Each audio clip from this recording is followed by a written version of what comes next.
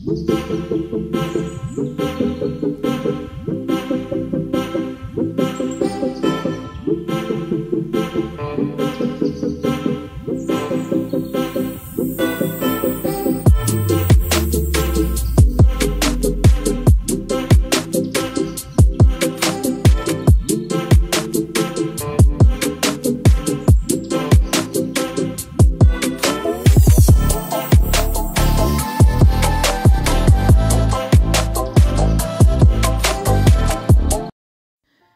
and Assalamu alaikum my little YouTube family. How are you all? Hope you all are doing really well. अल्हम्दुलिल्लाह मैं भी ठीक ठाक हूँ.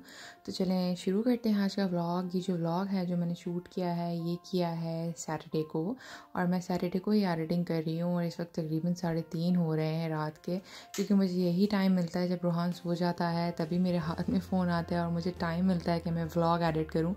तो मेरी तो कोशिश यही है कि मैं I am just trying to be consistent.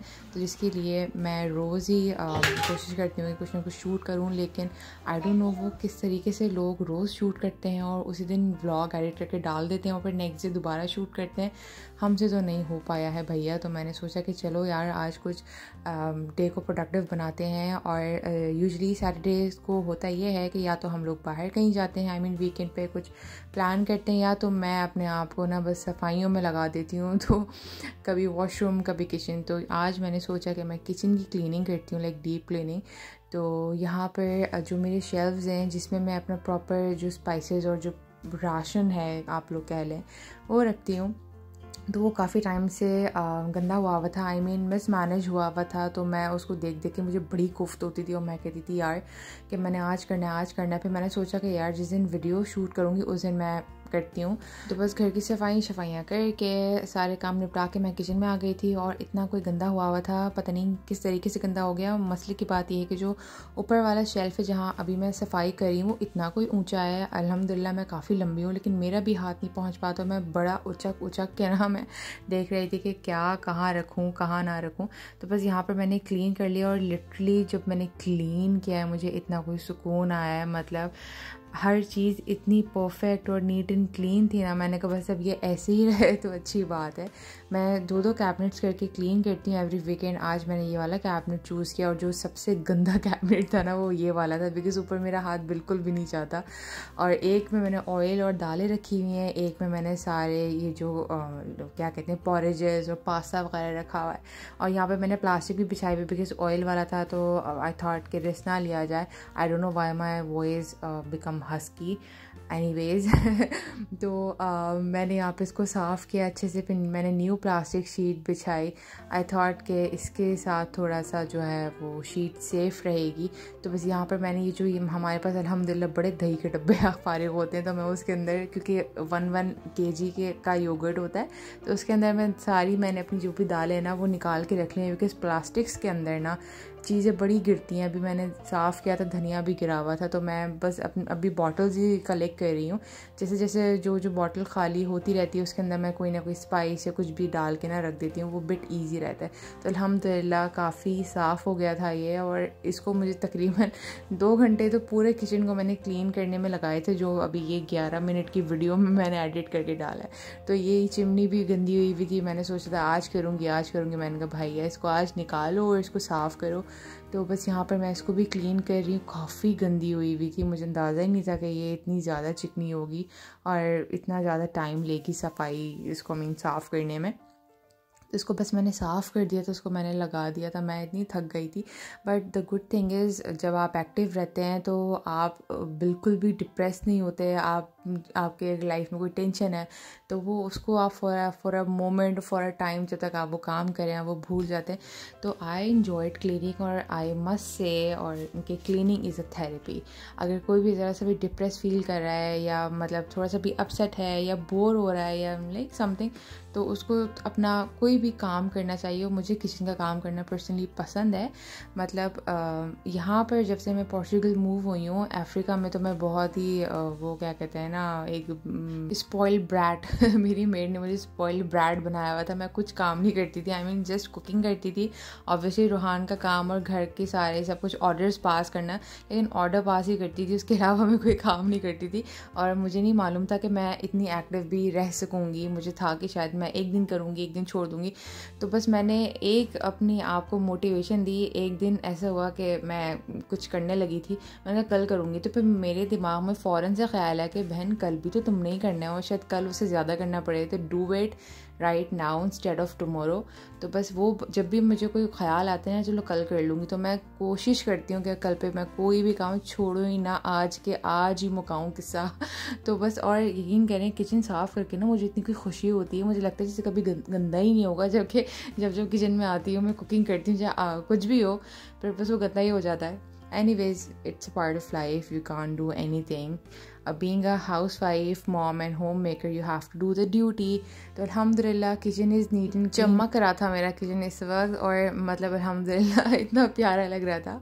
छोटा सा किचन है लेकिन स्टिल गंद बहुत हो जाता है। अगर आप इसको रेगुलर सफाई ना करें ना तो किचन बहुत गंदा हो जाता है। गंदे किचन में तो मुझसे तो बिल्कुल भी काम नहीं होता। तो मैंने कहा चलो बहन अब जल्दी से खाना बना लेते हैं, क्योंकि I was already very tired. तो मैंने सोचा कि बस कुछ जल्दी से अच्छा सा कुछ झटपट वाला बना लेते हैं। तो मैं यहाँ पर बना रही हूँ वाइट माश की दाल, जो कि मेरी बहुत फेवरेट है। और लाइक मेरी जो मदर इन लॉ है वो इस तरीके से बनाती थी। थोड़ी बहुत मैं आगे पीछे रेसिपीज़ हमेशा कर देती हूँ, आई डोंट नो वाई, अपना थोड़ा सा टच डाल देती हूँ, लेकिन वो बहुत मज़े की बनाती थी। थोड़ी बहुत उसी तरीके से मैंने बनाई है मसाले वाली माश की दाल। तो उसको बस मैंने पहले तो वॉश किया है अच्छे से, उसको मैंने भिगो दिया, भिगो के मैंने रख दिया।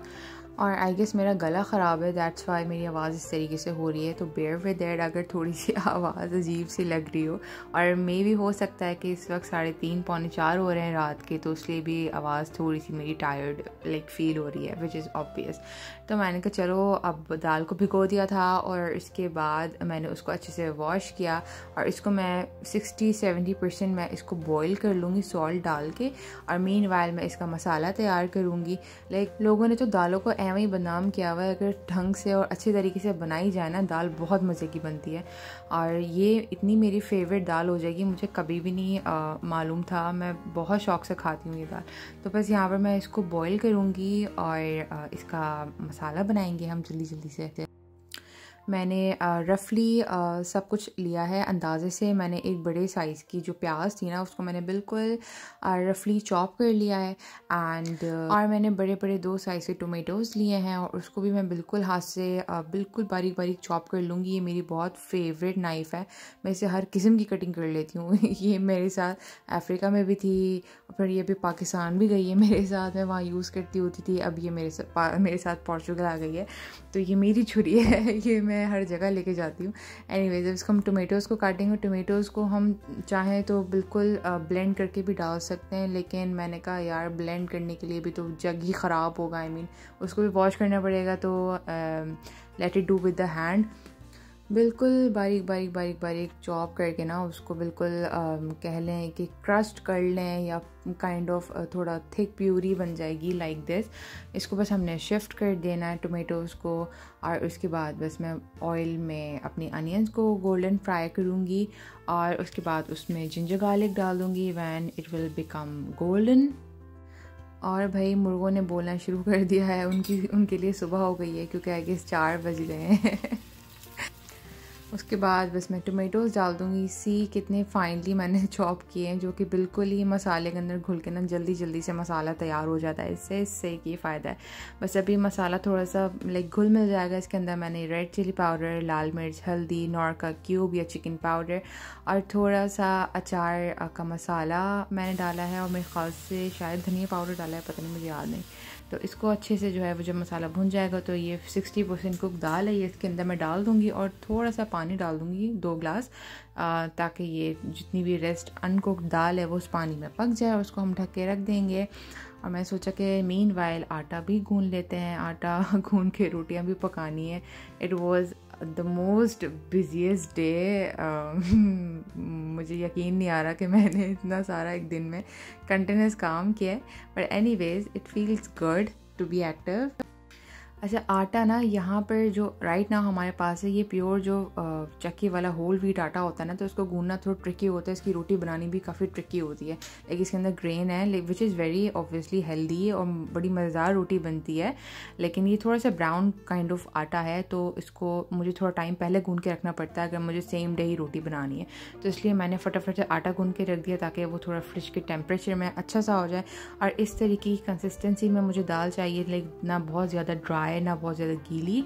और एट द एंड मैं इसके अंदर भुना कुटा ज़ीरा और साबुत धनिया रोस्टेड इसको मैं डाल दूँगी। बड़ा ही अच्छा फ्लेवर आता है इसके साथ। और इसमें जिंजर और कोरिएंडर जो धनिया होता है हमारा और हरी मिर्चें डाल के ना, इसमें वैसे कसूरी मेथी भी डाल सकती थी मैं, लेकिन मैंने डाली नहीं। और आखिर में थोड़ा सा लाइक 2 स्पून ऑफ असली या देसी घी का डाल के या बटर डाल के थोड़ी सी देर के लिए दम पे रख देंगे 10 मिनट्स के लिए, एंड इट इज़ डन। और इतनी माउथ वाटरिंग दाल बनती है ना, लाइक हाथ ही नहीं रुकता, बहुत मज़े की दाल बनती है।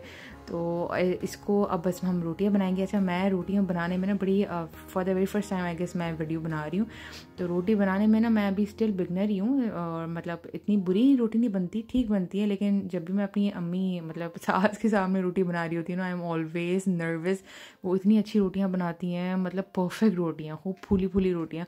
उन्हीं से मैंने वैसे रोटी बनानी सीखी। शादी से पहले तो रोटी का आर भी नहीं पता था, तो इतनी अच्छी रोटी नहीं बनती मुझसे। Like still I would love to learn a lot and I am practising a lot right now. But मैंने अपने हस्बैंड से वैसे पूछा था कि क्या आपको लगता है मैं रोटी सही बनाती हूँ, कह रहे बहुत अच्छी रोटी बनाती हूँ अब तो एनीवेज आप प्रैक्टिस करते जाएं, कोई ऐसा काम नहीं जो आप नहीं कर सकते। तो बस हमारा ये खाना तैयार हो गया था, हम बैठ के खाना खाएंगे। बहुत मज़े की दाल बनी थी। आप लोग से मिलूंगी इंशाल्लाह ताला नेक्स्ट व्लॉग में। तब तक लिए अपना ख्याल रखें। Do subscribe the channel. अल्लाह हाफिज़।